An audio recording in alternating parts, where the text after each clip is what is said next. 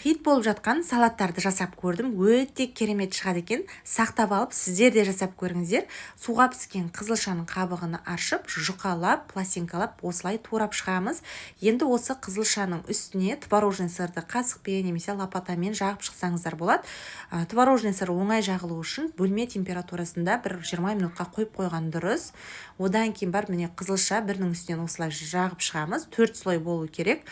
Сосын барып тоңазытқышта бір 10-15 минутқа формасын ұстағанша қойып қоямыз. Сонда біздің қызылшамыз өзінің формасын ұстап жақсы кесілетін болады. Енді осы қызылшаны 4-ке бөліп аламыз. Және салат жапырағы немесе руккола қолдансаңыздар болады. Бұл жерде мен микс салат жапырағын қолдандым.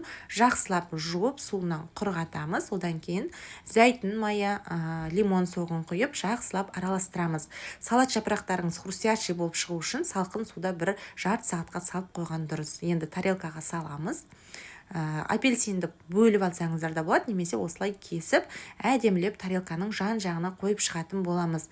Ал осы апельсиндердің арасына жаңағы турап алған қызылшаларыңызды әдемілеп қойып шығамыз. Енді салатымызға одан сайын әдемілік беру үшін үстінен анарды немесе кедр жаңғағын осылай әдемілеп үстінен сеуіп қойсаңыздар болады. Міндетті түрде жасап көріңіздер. Өте пайдалы салат. Ерекше тағамды жасауға кеңес беремін. Асқазанға өте жеңіл әрі пайдалы, керемет дәмді болып шығады. Тауықтың төс еті немесе кез келген жерінің еті жарай береді. Мясорубкадан өткіземіз, немесе осылай блендерден өткіземіз. Мен пиязбен бірге барлығын блендерден өткізіп алдым. Енді бір ыдысқа салып, үстінен дәміне қарай тұз, бұрыш, паприка саламыз. Енді ол қалауыңызша кез келген дәмдеуші салсаңыз болады. Жақсылап араластырып, қолымызбен осылай домалақтап, фрикадельке жасап қатырып қоямыз.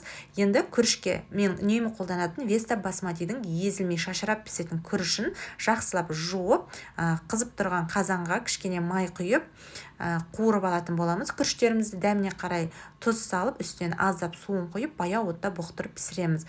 Енді пиязымызды қуырып, үстінен жаңағы қатып тұрған фрикаделькемізді салып, тағы да сәл қызартып қуырамыз. Үкіштен өткізілген сәбіз, қатырылған осындай қызанақ, томат пастасын қосып жіберсеңіздер болады. Аздап су құйып, баяу отта онда пісіріп аламыз. Дәміне қарай тұз, бұрыш салсаңыз болады. Ал біздің күрішіміз осылай шашырап керемет болып шығады. Енді қасына қосымша осындай пюремен бірге әдемілеп ұсындым. Өте керемет дәмді болып шығады. Міндетті түрде жасап көріңіздер. Баршаңызға ас болсын, ұстаған оразаларыңыз қабыл болсын. Рецепт ұнаса, сақтап алып, пайдалы парақшама тіркелуді ұмытпаңыз.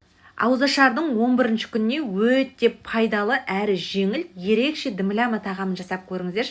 Дәмі деген енді керемет болып шығады. Алдымен сүйектермен ірілеп туралған еттерді тұз, бұрыш, паприка қосып маринадтап 1 сағатқа қоямыз. Одан кейін ыдысымызға салып, дәміне қарай лавр жапырағын, пияз және ірілеп туралған сәбізбен картоп бұрыштарымызды саламыз.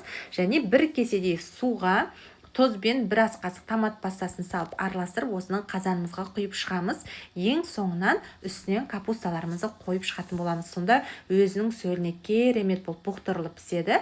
10 минут қатты отта, 1 сағат жай отта пісіреміз.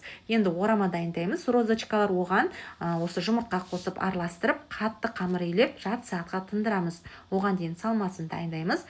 Үкіштен өткізілген сәбізге ұсақталған пиязбен тұз, бұрыш барлығын салып араластырамыз. Енді қамырымызды жұқалап, мантыға жайғандай жайып аламыз. Үстін міндетті түрде сұйық маймен майлап, дәл мантыға кескенде ұзыншалап кесіп, ортасына салмаларын жұқалап салып, дәл видеодағыдай орап, розочкалар жасайтын боламыз.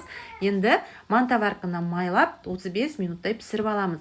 Біздің тағамымызды дайын болып қалды. Енді осының барлығын әдемілеп астына капустасын, бетіне осылай етімізді және орамамызды, розочкаларды қойып, яғни керемет қылып осылай ұсынатын боламыз. Парақшам пайдалы, міндетті түрде тіркеліп алыңыздар.